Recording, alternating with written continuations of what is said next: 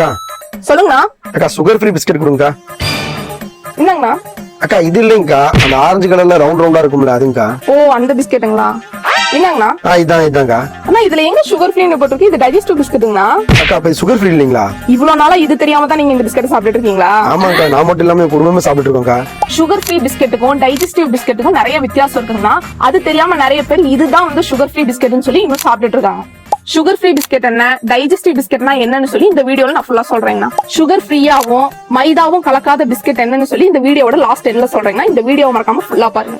இது டைஜஸ்டிவ் பிஸ்கெட்டுங்கண்ணா. இதுக்கு கீழேயே ஃபைபர்னு சொல்லி எழுதி இருக்கு.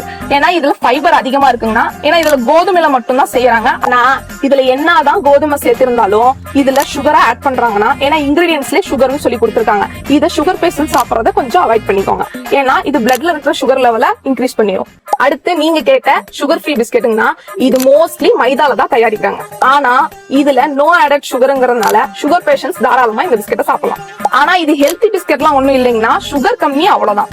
நான் 2 பிஸ்கெட்டும் ப்ராசஸ்டு ஃபுட் தாங்கண்ணா. 2லயுமே ஃபேட் கேலரிஸ் இருக்குங்கண்ணா. நான் முக்கியமான விஷயம், டைஜஸ்டிவ்னா ஹெல்த்தின்னு அர்த்தம் இல்லைங்கண்ணா, சுகர் ஃப்ரீனா வெயிட் லாஸ்னு அர்த்தம் இல்லைங்கண்ணா.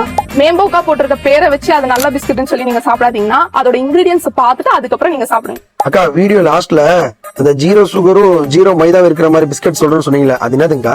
நான் அது வேற ஒண்ணும் இல்லைங்கண்ணா, நியூட்ரி சாய்ஸ்லயே 0 சுகர் 0 மைதான்னு சொல்லி பேக்கிங்லயே போட்டிருக்கோங்கன்னா அந்த பிஸ்கெட்டை நீங்க வாங்கி சாப்பிடலாம். மார்னிங் எழுந்த உடனே டீக்கு பிஸ்கெட் தொட்டு சாப்பிடுற உங்க ஃப்ரெண்ட்ஸுக்கு இந்த வீடியோ மறக்காம ஷேர் பண்ணுங்க.